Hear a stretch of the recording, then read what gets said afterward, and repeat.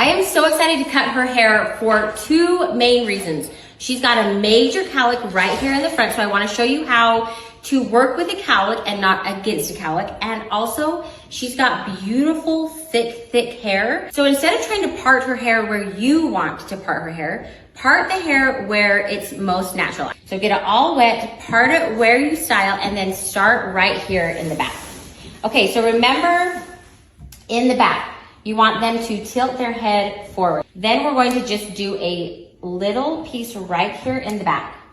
Now with thick hair, you need to take less than you normally would. I always say to cut from the first knuckle to the end of the finger. I would actually cut that in half. So you want to pull that hair down. See how I'm just taking maybe an inch, so not very much at all.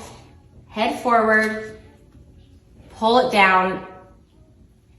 You also want to make sure that your fingers are always parallel to the floor. Put your scissors in, make that first cut. Then remember, you grab some hair that you have cut, some hair that you haven't, pull it down, keep this left hand really nice and tight against the back. And that's where I have cut, and that's where I haven't cut, and you match those lines.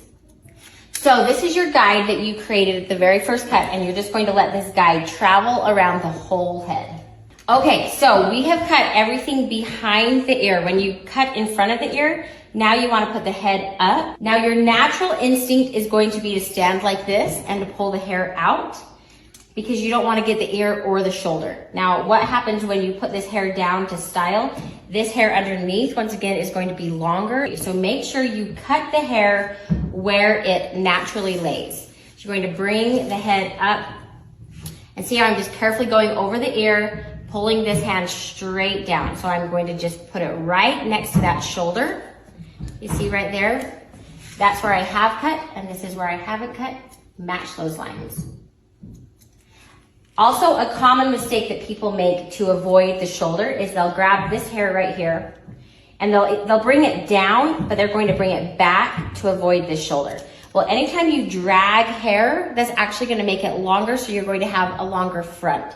So when I say cut it to where it naturally lays, you want to cut it down and straight from where it grows. You want to pull it straight down, even if it's over the shoulder, and cut. Now this is where you really want to make sure that you are have got both sides even. So hold the hair down. Sometimes I like to pull it in the front. Make sure that it's super even all around.